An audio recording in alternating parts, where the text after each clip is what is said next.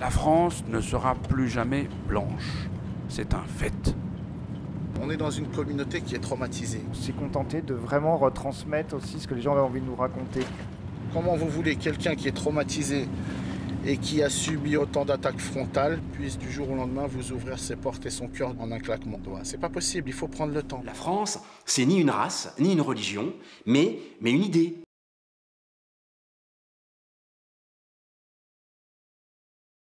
Je l'ai beaucoup apprécié ce film, c'est la raison pour laquelle j'ai accepté de participer à cette seconde projection. Parce qu'effectivement, il y a un espace de parole qui est accordé aux musulmans sans préjugés, sans commentaires. Le parti qu'a pris Jean-Michel, c'est le parti de l'antimédia. Il n'y a pas une musique de fond. Il n'y a pas ces espèces de machins pas contextualisés. Il y a juste une caméra qui regarde avec bienveillance. Traditionnellement, si vous voulez, ou plutôt historiquement, la mosquée en islam a une triple vocation. C'est c'est d'abord un lieu de culte, et c'est aussi un lieu d'enseignement et un lieu de rencontre et d'échange. La salle des ablutions, prenez les escaliers, s'il vous plaît. Dans les mosquées, il y a vous et il y a moi, des gens ordinaires, des gens qui quêtent, des gens qui cherchent, des gens qui se posent les mêmes questions existentielles qu'on se pose, et des gens qui expérimentent une voie, à savoir l'islam. Pour comprendre cette mentalité, puisque tout le nœud du problème est dans cette élucidation de cette incompréhension et de cette peur de l'autre, eh bien, il faut du temps. Voilà, je pense que ce temps-là, il ne faut pas le brusquer.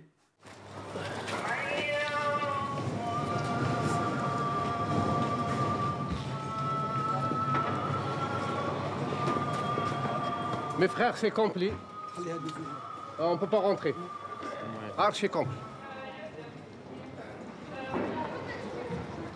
Effectivement, quand on a des problèmes d'espace et qu'on ne peut pas prier à la mosquée le vendredi, on prie chez soi. C'est évident. Heureusement.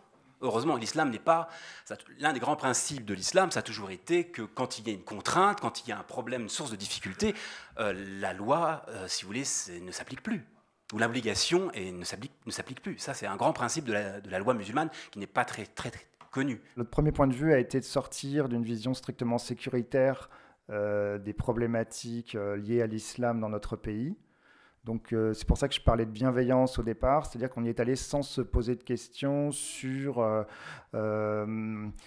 justement tout ce qui concernait ces problèmes d'ordre sécuritaire. Puisque, en règle générale, il nous était apparu qu'on abordait les musulmans et la pratique de l'islam en France toujours par le biais d'un danger. Donc c'est un danger intégriste, c'est un danger lié à l'immigration, c'est un danger d'ordre culturel. Allahu Akbar. Il y a juste une caméra qui regarde avec bienveillance et qui part du principe que les gens qui le filment sont de bonne foi.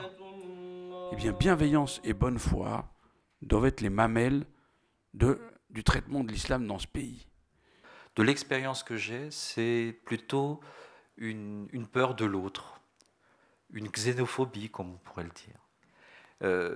Et Hamou, tu as très bien dit en disant que la France ne sera plus jamais blanche, c'est quand même assez violent. Mais je pense qu'il faut laisser le temps aussi de la rencontre qui n'a pas encore été suffisante. Le voisinage, les rencontres n'ont pas été... on n'a pas encore eu le temps de se connaître mutuellement. Et là, le film participe à ça. Depuis 2 ans que je suis là, vous êtes les seuls à pouvoir officiellement faire ça. Même ceux qui ont demandé des autorisations. Hein. Les difficultés qu'on avait rencontrées pour tourner étaient aussi en partie dues à l'attitude de nos confrères qui avaient une manière de procéder qui était quasiment tout le temps agressive et qui avait engendré des replis et des fermetures de portes quasiment automatiques dès lors qu'on se présentait comme journaliste. Ils sont venus chez moi 3-4 fois, ils ont fait du débat avec moi à la mosquée, à la maison, et à la fin, ils ne sont pas passés. Je dis, pour quelle raison? Ils se sont dit, on ne cherche pas quelqu'un comme vous, on cherche des gens qui font le bêtise. Il y a le défi qui nous attend, les musulmans, à savoir qu'effectivement, nous aussi, nous avons beaucoup de choses à faire. Certes, il faut un certain courage politique de la part des autorités publiques, mais il faut aussi de la part des musulmans s'investir complètement sur le champ d'enseignement pour qu'on ait des cadres musulmans bien formés, qui sachent expliquer l'islam en français, à la fois auprès des fidèles, mais aussi auprès de tous les interlocuteurs, qu'il s'agisse des officiels, mais aussi des autres représentants des communautés religieuses, voilà, d'une part, et aussi faciliter les rencontres, les échanges. On a vu dans ce documentaire des non-musulmans venir visiter une mosquée. Je pense que ça ne se fait pas assez, malheureusement. On demande la paix, quoi, si vous voulez. On demande qu'Allah le pardonne les gens qui sont morts, qui sont vivants. Les relations entre nous et les autres pays, par exemple, frères qui existent dans la terre. Et après, on fait la deuxième. On dit Allah Akbar, Dieu est grand. Après, on fait la deuxième fois. Après, on se lève.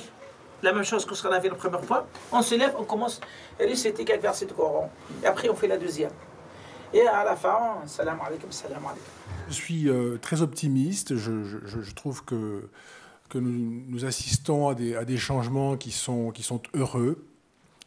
Il faut simplement, on peut rappeler qu'il n'est pas étonnant que les sociétés humaines soient rétives au changement, ni qu'elles soient préoccupées par la différence. C'est un phénomène humain, nous le savons bien. Ça, c'est une espèce de donnée constitutive. Donc il faut évidemment dépasser ces éléments-là, mais je pense qu'il ne faut pas non plus les constituer en anomalie. Je fais référence toujours à cette diversité d'Andalousie. Vous savez, chrétiens, juifs, musulmans vivent en symbiose, vivent en harmonie, et c'est ça que je voudrais revoir demain en France et en Europe. Je veux voir l'Andalousie de demain. Je veux voir Cordoue de demain. Je veux voir Grenade de demain. Il a été cité Cordoue. Ce village existe dans le 11e, place Jean-Pierre Timbaud et à proximité. Ce film puisse être transmis pour familiariser un peu les habitants qui sont là à proximité. Ces habitants qui sont musulmans, chrétiens, juifs, athées.